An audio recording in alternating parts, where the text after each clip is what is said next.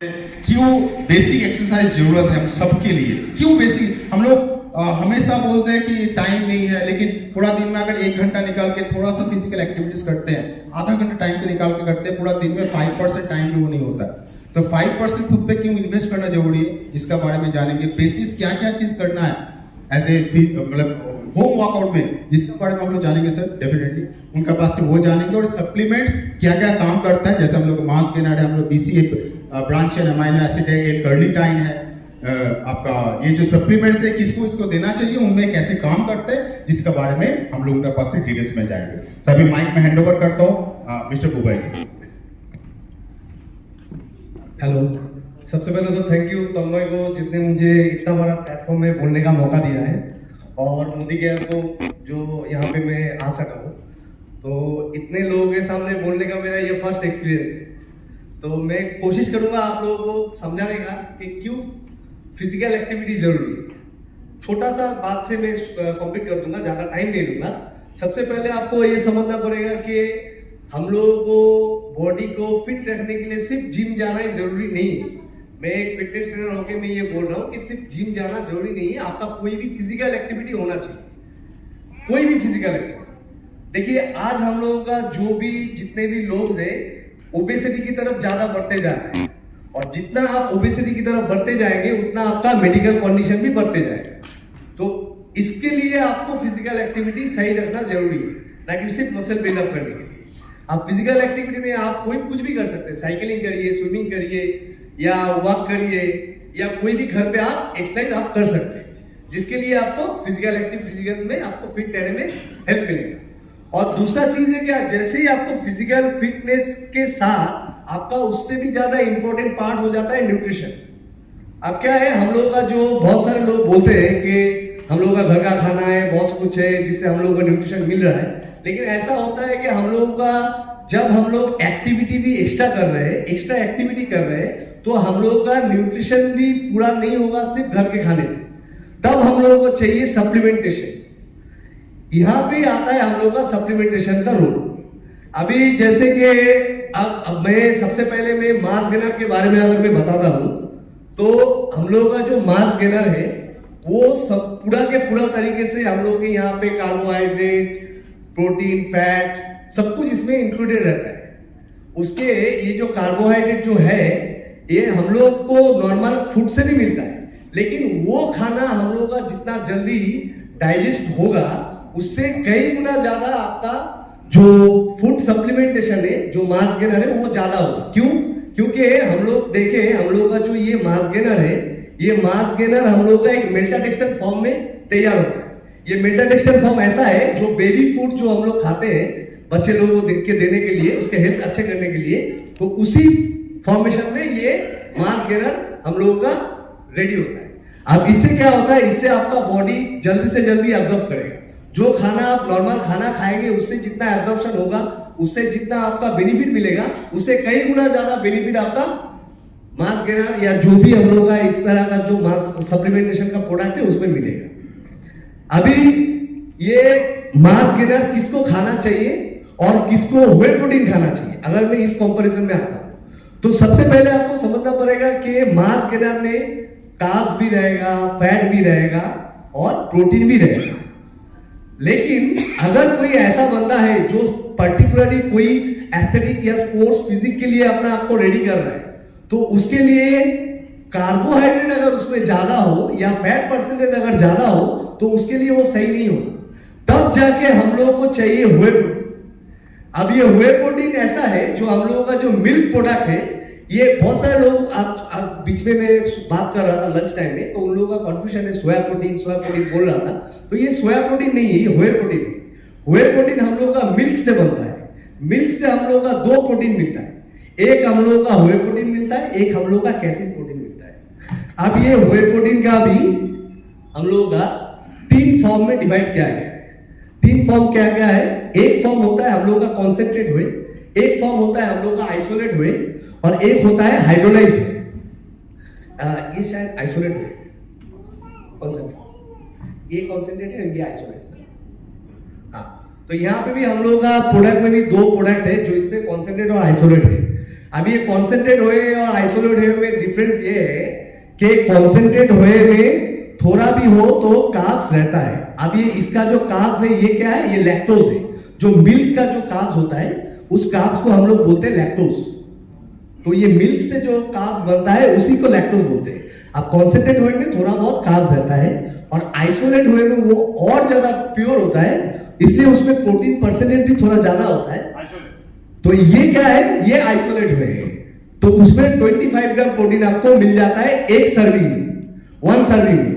जबकि आपको कोई भी आप अंडा खाइए, चिकन खाइए, फिश खाइए, अगर आप ऑन एन एवरेज बेसिक पकड़ेंगे तो एक अगर आप 100 ग्राम चिकन आप लेते हैं बोनलेस तो उसमें आपको 20 ग्राम मिलेगा, जहां पे यहाँ पे आपको पूरी 25 ग्राम प्रोटीन मिलता है। अब आप लोगों का क्वेश्चन ये भी आ सकता है, तो फिर मुझे अगर मैं 100 ग्राम चिकन या एक कुछ भी फिश कुछ भी खा रहा हूं तो उसमें भी मुझे प्रोटीन मिल रहा है, तो मुझे सिर्फ व्हे प्रोटीन खाने का क्यों जरूरत है?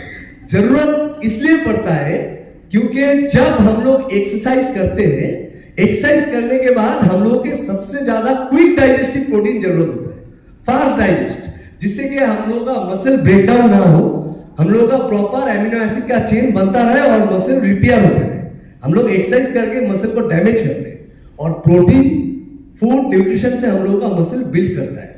तो अभी आप लोग अगर फिश, चिकन या एक कुछ भी खा रहे हैं तो उसका एक बायोलॉजिकल वैल्यू होता है, जिसमें क्या होता है कि उसका एब्जॉर्प्शन वैल्यू होता है, उसका एब्जॉर्ब होने में बहुत ज्यादा टाइम लग जाता है। लेकिन व्हे प्रोटीन सबसे क्विक डाइजेस्टिव प्रोटीन है, ये जैसे ही आप लेंगे विद इन 10 to 15 मिनट्स के अंदर आपका बॉडी एब्जॉर्ब करेगा। तब क्या होगा, आपका मसल वो कैटाबॉलिक स्टेज में नहीं जाएगा। इसलिए जो स्पोर्ट्स पर्सन है उन लोगों का व्हे प्रोटीन यूज करना जरूरी है।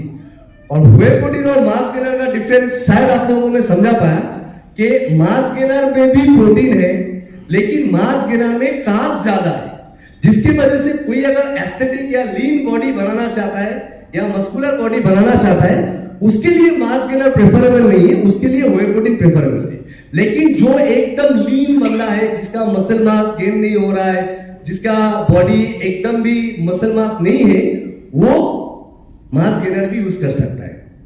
इसके साथ साथ यहाँ पे एक बहुत ही बढ़िया प्रोडक्ट लॉन्च किया है जो मुझे देख के बहुत अच्छा ये हुआ, क्योंकि बहुत सारे कंपनी का ये प्रोटीन नहीं, ये चीज नहीं है, जो है कि एल कार्निटाइन।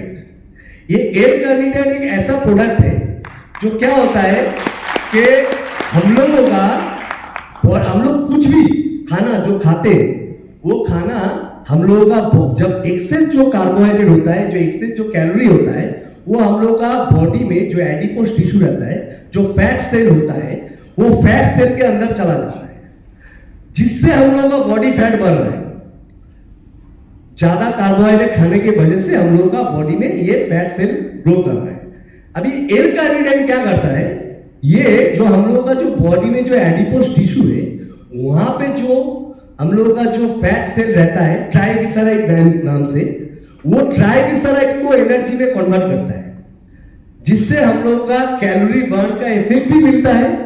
प्लस बहुत सारे ऐसे, मैं किसी कंपनी का नाम नहीं बोलना चाहता, लेकिन बहुत सारे कंपनी का है जो फैट बर्नर नाम से जो लोग जानते हैं, उससे ये कई गुना बेटर और अच्छा हेल्प करता है।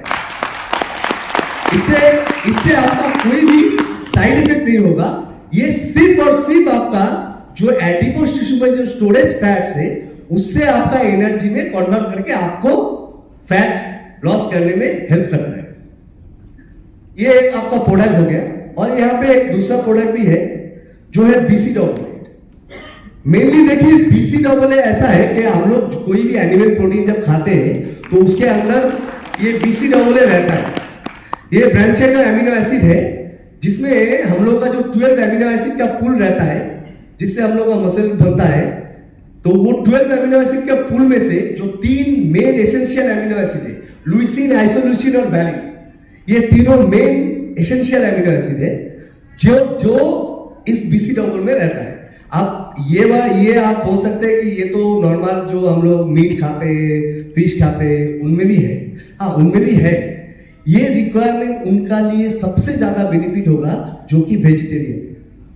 जो लोग वेजिटेरियन है उनके लिए BCAA सबसे ज्यादा बेनिफिशियल होगा, क्योंकि वेज प्रोटीन में हम लोगों का जो 12 अमीनो एसिड का पूल रहता है वो 100% नहीं रहता है।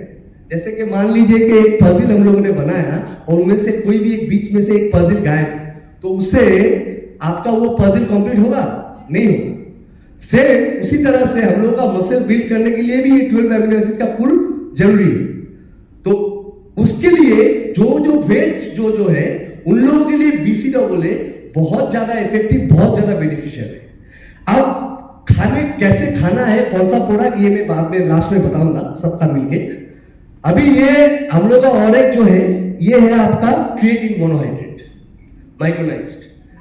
पहले तो बहुत सारे क्रिएटिन आता था, अभी जो लेटेस्ट और जो एडवांस क्रिएटिन जो आ रहा है ये क्रिएटिन मोनोहाइड्रेट है। अभी क्रिएटिन क्या है और इसका काम कैसे करता है, सबसे पहले आपको इसके लिए मैं 3 बातें बताने जा रहा हूं जो आपको समझना पड़ेगा।